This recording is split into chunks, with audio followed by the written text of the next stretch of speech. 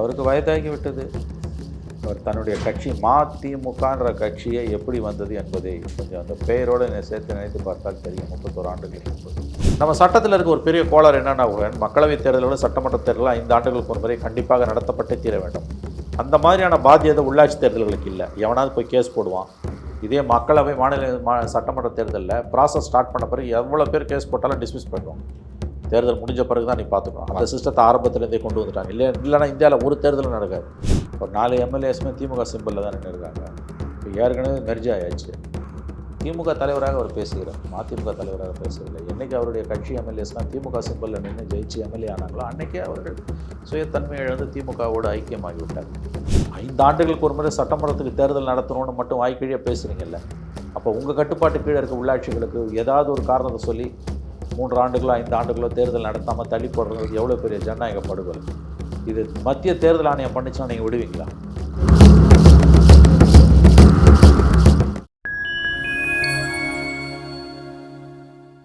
வணக்கம், நான் உங்கள் சிங்குவன். நம்ம சிறப்பு நிகழ்ச்சியில் நம்மோடு இணைந்திருக்கிறார் மரியாதைக்குரிய மூத்த பத்திரிகையாளர் திரு மணி அவர்கள். வணக்கம் சார், எப்படி சார் இருக்கீங்க? நன்றாக இருக்கு. திமுக ஆட்சி மீண்டும் வளரும், திமுக ஆட்சி அமைய நாங்கள் பாடுபடுவோம் அப்படின்னு சொல்லியிருக்கிறாரு மதிமுக தலைவரான வைகோ அவர்கள்.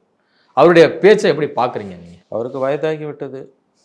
அவர் தன்னுடைய கட்சி மதிமுகன்ற கட்சியை எப்படி வந்தது என்பதை கொஞ்சம் அந்த பெயரோடு சேர்த்து நினைத்து பார்த்தால் தெரியும். 31 ஆண்டுகளுக்கு முன்பு அவருக்காக கட்சி ஆரம்பித்த பொழுது உயிர் தியாகம் செய்தவர்கள் 6 பேர் இருப்பாங்க. அதுக்கு பிறகு நடந்த எத்தனையோ நிகழ்வுகள். இன்றைக்கி எங்கே வந்து நிற்கிறார் அவர்? தேர்தல் நேரத்தில் சொன்னால் சரிங்க, இன்னும் 1.25 வருஷம் இருக்குது எலெக்ஷனுக்கு. இப்பயே ஏன் இதை பேசணும்? மதவாத சக்திகள் மேலோங்குகிறது, தடுப்பாரனாக திராவிடத்தை காக்க திமுகவை தாக்க நான் நிற்பேங்கிறார். அவர் நிற்கட்டும். ஒரு 4 எம்எல்ஏஸுமே திமுக சிம்பிளில் தான் நின்று இருக்காங்க. இப்போ ஏற்கனவே மெர்ஜ் ஆயாச்சு. திமுக தலைவராக அவர் பேசுகிறார், மதிமுக தலைவராக பேசவில்லை. என்றைக்கு அவருடைய கட்சி எம்எல்ஏஸ்லாம் திமுக சிம்பிளில் நின்று ஜெயிச்சு எம்எல்ஏ ஆனாங்களோ அன்றைக்கே அவர்கள் சுயத்தன்மை இழந்து திமுகவோடு ஐக்கியமாகிவிட்டார்கள்.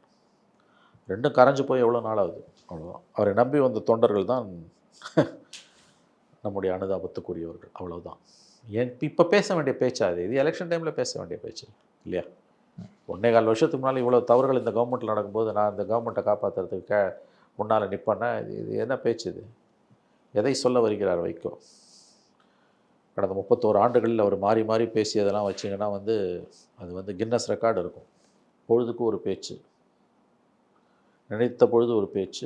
இன்றைக்கி எத்தனையோ நாடகம் நடந்தது, இப்போ ஒரு நாடகம் நடக்குது, அவ்வளோதான். அவருக்கு என்ன, அவர் எம்பி பதவி முடிய போகுது, மகன் எம்பி ஆகிட்டாருன்னா 5 வருஷத்துக்கு பிரச்சனை இல்லை, சகல சௌபாகியங்களுடன் வாழ்க. அடுத்து ராஜ்யசபா வருது. அவரை நம்பி வந்த இளைஞர்கள் தான் வைக்கரிசி போடப்பட்டு நின்று கொண்டிருக்கிறார்கள், அவ்வளோதான். அதுக்கு மேலே ஒன்றும் இல்லை குகன் அதில் பேசுகிறதுக்கு. இல்லை, விஜய் வருகையால் திமுக கூட்டணிக்குள் எந்த ஒரு பாதிப்பும் ஏற்படாதுன்னு சொல்கிறார் வைகோ. அப்படி தான் சொல்லுவார் அவர். ஏன்னா அவர் திமுக தலைவராக மாறி 2 நாள் ஆகுதில்லை. அவர் தனியாக ஒரு கட்சி வச்சுருக்கான்றது பெயரளவில் தானே. தனிக்கடை என்பது பெயரளவில். அது திமுகன்ற சூப்பர் மார்க்கெட்டுக்குள்ளே இருக்க ஒரு சின்ன கடை, அது அவ்வளோதான். சூப்பர் மார்க்கெட் முதலாளிக்கு எதிராக தனிக்கடை முதலாளியால் எதுவும் செய்ய முடியாது. 27 மாவட்டங்களுக்கான ஊரக உள்ளாட்சி தேர்தல் நடத்தப்படணும். ஆனால் நடத்தப்படாமல் தனி அதிகாரிகள் கொண்ட ஒரு குழுவை அமைத்து அவர்கள் மூலம் மக்கள் நலத்தின திட்டங்கள் செயல்படுத்தப்படும் அப்படின்னு சொல்லி அறிவிச்சிருக்காங்க. இது ஏற்புடையதா? எப்படி இது இப்போ எலெக்ஷன் நடத்தினாங்கன்னா கூட்டணி கட்சிகளுக்குள்ள பெரிய பிரச்சனை வரும் இடஒதுக்கீடு. ஏன்னா லாஸ்ட் டைமே இவங்க பதவிக்கு வந்த உடனே, கவர்மெண்ட் வந்த உடனே கூட்டணி கட்சிகளுக்கிடையே இடஒதுக்கீட்டில் பெரிய பிரச்சனையாச்சு.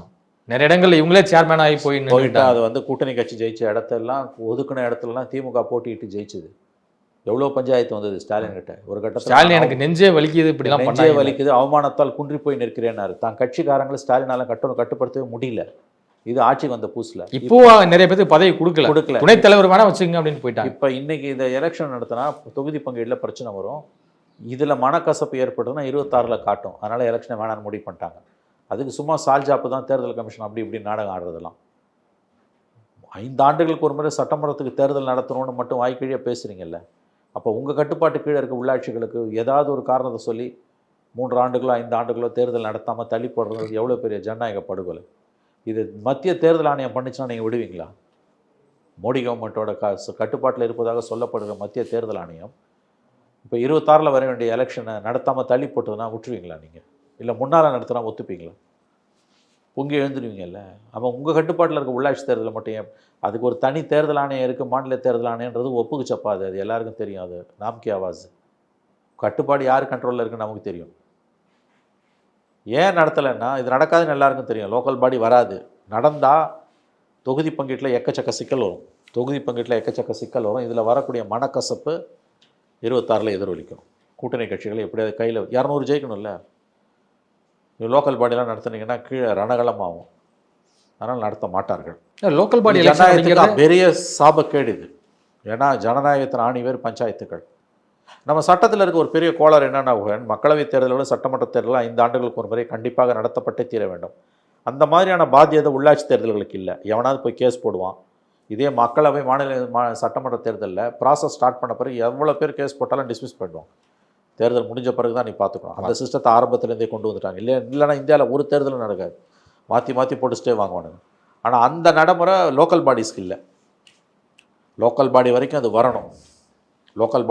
வரணும். மேண்டேட்ரியாக வரணும். செய்ய மாட்டாங்க. ஏன்னா மாநிலத்தை ஆளக்கூடிய கட்சிகள் தங்களுடைய குறுகிய அரசியல் நோக்கத்துக்காக உள்ளாட்சிகளின் ஜனநாயகத்தை சிதைத்து கொண்டிருக்கிறார்கள். ஏன் திமுக லோக்கல் பாடி எலெக்ஷன் வேணாம் நடத்துறதுல அவங்களுக்கு பயம்? இப்போ சொன்னோம்ல, இல்லை எதிர்கட்சியாக 2019 கண்டெஸ்ட் பண்ணாங்களே சார் 27 மாவட்டத்தில். சீட் ஷேரிங்கில் பிரச்சனைங்க. இப்போ 21 இவருக்கு சிஎம் ஆனோன்னா சீட் ஷேரிங்கில் எவ்வளோ பிரச்சனை பார்த்தீங்களா? அவமானத்தால் குன்றி போய் நிற்கிறேன். இல்லை அன்னைக்கு இது மாதிரி ஆளுங்கட்சி நீங்கள் ஜெயிக்க வைக்க நீங்கள் ட்ரை பண்ணுறீங்கன்னு சொல்லிட்டுலாம் 2-3 டைம் தேர்தல் ஆணையத்தை நாடி பயங்கரமாக சண்டை போட்டாங்க. இன்னைக்கு எலெக்ஷன் நடத்த மாட்டாங்கன்னு முதல்லே தெரியுங்க. 3 மாதம் முன்னாலே சொல்லிட்டாங்க நடத்த மாட்டாங்க. அதிகாரிகளே சொன்னாங்க. தனிப்பட்ட முறையில் பேசுவேன். நடந்தனா கட்சி கூட்டணியில் பெரிய பிரச்சனை ஆகிடும். புரியுதில்லை நான் சொல்கிறது. அப்பயே அவர் சொன்னதை கேட்கல. இப்போ எவன் கேட்க போகிறான்? சிஎம் சொன்னான். அப்போ இந்த ஒரு வருட காலமும் ஸ்பெஷல் ஆஃபீஸரை வச்சு அதிகாரிகள் ஆக்டிவிட்டி. இது எவ்வளோ பெரிய ஜனநாயக படுகொலை. இப்போ நம்ம பேசிகிட்டு இருக்கிற நேரம் பதவியெல்லாம் முடிஞ்சிருச்சு. மேண்டேட்ரியாக நீ கொண்டு வரணும்ல. நடத்த மாட்டாங்க. அதுதான் உங்கள் ஜனநாயகம் கேலி குத்தா மாறிட்டு இருக்குது. அவ்வளோதான். இது குறித்து எதிர்கட்சிகள் கேள்வி எழுப்ப வாய்ப்பு இருக்கா? கேள்வி எழுப்பி என்ன பிரயோஜனம்? கேள்வி எழுப்புவாங்க, ஒன்றும் பலன் இருக்காது. எது ஒழுங்காக நடக்குது, இது ஒழுங்காக நடக்குது. ஆனால் அந்த பிம்பம், கட்டமைக்கப்படுற பிம்பம், எடப்பாடி பேரில் ஜனநாயகம்ல, ஸ்டாலின் பேரில் ஜனநாயகம் இருக்குதுன்னு பத்திரிகையாளர்கள், அரசியல் பார்வையாளர்கள், முற்போக்குவாதிகள், சிந்தனையாளர்கள், எழுத்தாளர்கள் ஒரு பெரிய பட்டாளமே இருக்குல்ல திமுகவுக்கு ஜால்ரா போடுறதுங்க. அந்த கூட்டத்தை வச்சு நியாயப்படுத்துவாங்க. ஒன்றும் இல்லை, கலாக்ஷேத்திராவில் பாலியல் வன்முறை நடந்தது. முன்னாள் மாணவிகள் எவ்வளோ பேர் எழுதுனாங்க, பேசினாங்க. அதை வச்சு எத்தனை மீடியா எழுதிச்சு, பேசிச்சு, எத்தனை டிபேட் பண்ணாங்க. இதே அண்ணா யூனிவர்சிட்டிலையும் எவ்வளோ முன்னாள் மாணவர்கள் எழுதுனாங்க, பேசுகிறாங்க. எவனா ஒருத்தன் டிபேட் பண்ணானா? எவனாவது பேசினானா? இந்த ரெட்டை வேடம் எப்படி இருக்குது? எது நடந்தாலும் நீ திராவிட மாடல் அரசு, மதவாதத்துக்கு எதிரானவர்கள், சமூக நீதினு சொல்லி அட்டுழியத்தெல்லாம் போர்வை போற்றி மூடுறீங்கல்ல. எத்தனை நாளைக்கு இந்த பேச்சு, எத்தனை நாளைக்கு இந்த நாடகம் நடக்குன்றீங்க? மக்கள் பார்த்து கொண்டு இருக்கிறார்கள். இதற்கான தக்க பதிலடியை 26 கொடுப்பார்கள். அப்படி தான் நம்ம இதை புரிந்து கொள்ள வேண்டியது. எதிர்கட்சி ஒழுங்காக இல்லை. தமிழ்நாட்டோட சாபக்கேடு நம்ம அனுபவிக்கிறோம். வலுவான எதிர்கட்சி இருந்ததுன்னா இன்றைக்கி இது நடக்காது. வலுவான எதிர்கட்சி இல்லை. அதனுடைய பலன் தான் இன்றைக்கி நம்ம அனுபவிக்கிறோம். மறந்துடாதீங்க, ஒரு வளமான ஜனநாயகத்துக்கு ஆளும் கட்சி பலவீனமாக இருக்கலாம், எதிர்கட்சி பலவீனமாக இருக்கக்கூடாது. துரதிருஷ்டம் தமிழ்நாட்டில் எதிர்கட்சி பலவீனமாக இருக்கும். அன்றைக்கு திமுக உள்ளாட்சி தேர்தல் நடத்ததன் காரணமாக தான் பல மாவட்டங்களில் மக்கள் பெரும் பாதிப்புக்கு உள்ளாகிறாங்க, அடிப்படை வசதிகள் கூட செய்து தரப்படாமல் ரொம்ப சிரமத்துக்கு உள்ளாகிறாங்க அப்படின்லாம் சொல்லி விமர்சித்தார். ஸோ அப்படிப்பட்டவருடைய ஆட்சியில் அதை நடத்தாமல் தவிர்ப்பார். உங்கள் கேள்வியிலே பதில் இருக்குது. இதற்கு நான் பதில் சொல்ல வேண்டிய அவசியமே இல்லை. அசம்பிளி எலெக்ஷனை ஒரு வருஷத்துக்கு வச்சுக்கிட்டு அதுக்கு முன்னால் எந்த எலெக்ஷனையும் இவங்கெல்லாம் நடத்த மாட்டாங்க. அது திமுகவும் அண்ணா திமுகவும். ஏன்னா அவங்களுக்கு தெரியும் அதில் என்ன சிக்கல் வரும். குறிப்பாக சீட் ஷேரிங்கில் பெரிய பிரச்சனை வரும், ஒன்றும் பண்ண முடியாது. அதனால் நடத்த மாட்டாங்க. ஸ்பெஷல் ஆஃபீஸரை போட்டு தான் நடத்துவாங்க. உண்மையான ஜனநாயகம் இந்தியாவில் மலரலன்றதுக்கு இது ஒரு உதாரணம்.